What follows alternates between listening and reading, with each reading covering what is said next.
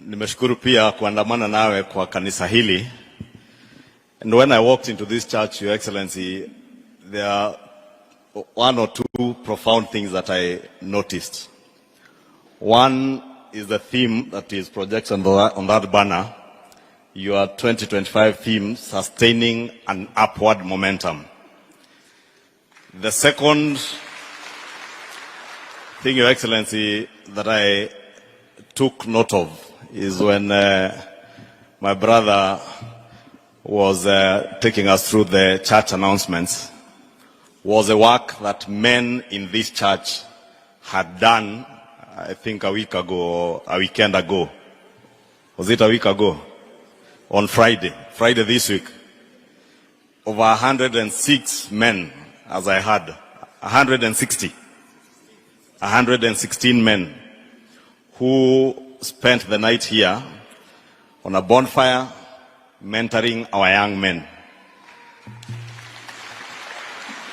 Your Excellency, I asked myself, what a profound thing for men in church and more so men in Nairobi to be doing. To mentoring our young men and women, and this time I heard it was our young men being mentored by the men, to become better and responsible citizens for what, again, has tied together with our sermon today on passing of that baton.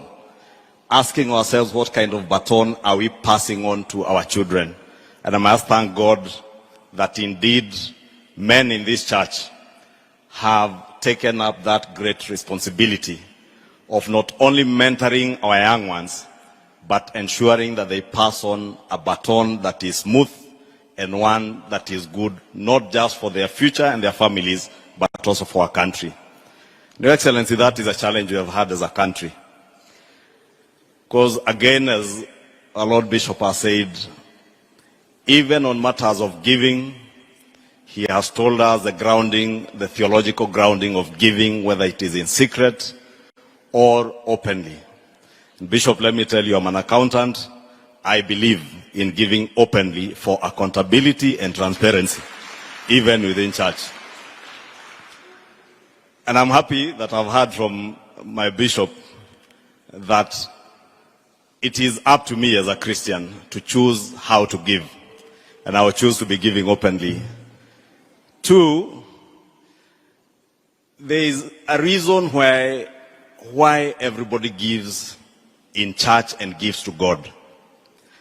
And Bishop, you have said well, it is not up to us, whether we are leaders in the political arena or church leaders, to be judges. We should leave the work of judgment to the Almighty God, because every individual who gives in church gives because they know why they are giving thanks to the God that they believe in. And nobody should judge and tell us that we have to do things in the way you believe, if there is no spiritual and theological grounding, as Bishop has told us. Lastly, my Lord Bishop, you have spoken about SHA, and I'm glad that you have said what you have said based on your experiences in Makueni County, where you worked in a hospital board. And therefore you speak from the ground. And I want to assure you, Bishop, that the biggest challenge we have had is that spirit of negativity. That nobody seeks to inform and educate our people on the benefits, as you say, of being enlisted as a member of SHA, to have a universal medical coverage or universal health coverage that gives you a medical cover that many of us, as your leaders, we enjoy on account of the money you pay as taxes. We are provided with medical covers from the money you pay as part of your taxes. And we also contribute to SHA, and we contribute much more, so that the little that you will contribute, I top it up with the contribution that I am making to afford you to get that medical cover. But you will not benefit if you are not registered, if you are not contributing. You will not even benefit from the money that you have given me to contribute to also help you. And therefore, Bishop, I want to agree with you that we have a lot of work to continue educating our people, and I want to plead with the church to become a partner of the state in the work of educating our people to ensure that that which benefits our people gets to them. The challenge again, Bishop, as you have said, many of us, and you know again I'll confess being an accountant, we had a saying when we were learning auditing in school that we would ask, who audits the auditor? Because the auditor audits, but who audits the auditor? So in the same spirit, my Lord Bishop, the church has a cardinal responsibility to be the conscience of society, to speak and guide society, and also to criticize government where government ought to be criticized to become better, to pray for government, to advise government, and also to criticize, but not to judge, as you have said. We have had a challenge where some of our church leaders have become judges, have become more of political players.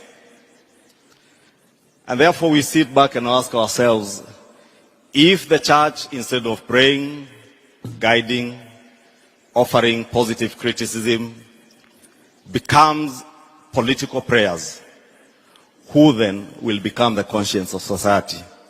I take this opportunity, my Lord Bishop, to thank you for your words, as I plead with all our church leaders to restore the hope that we had in this country from the beginning. That indeed we can nurture, we can mentor those that are behind us and pass on a good baton by being the conscience of society, because that is the work that the Lord has bestowed on the church.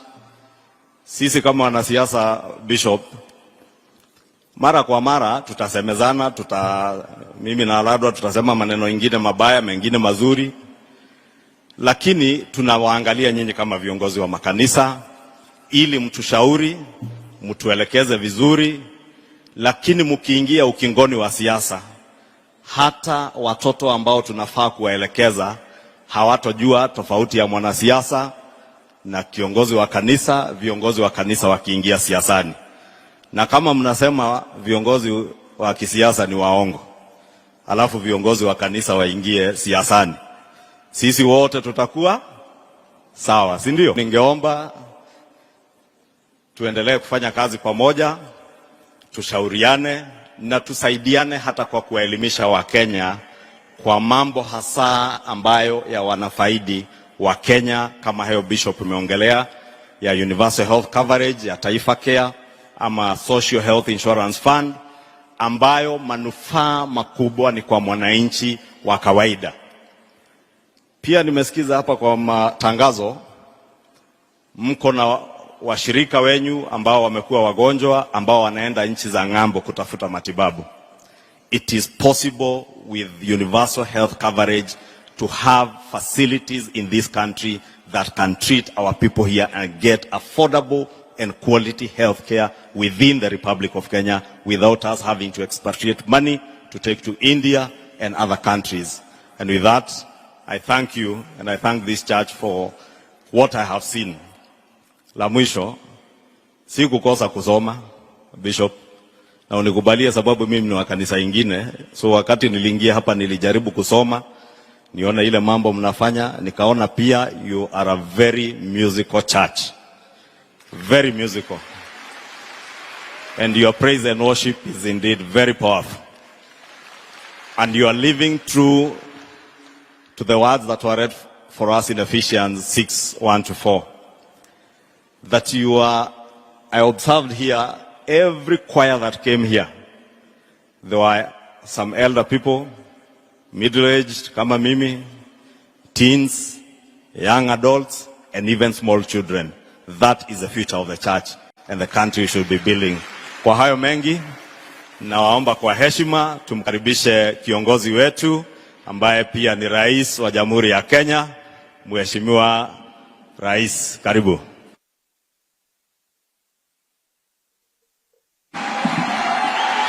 Asanteni sana.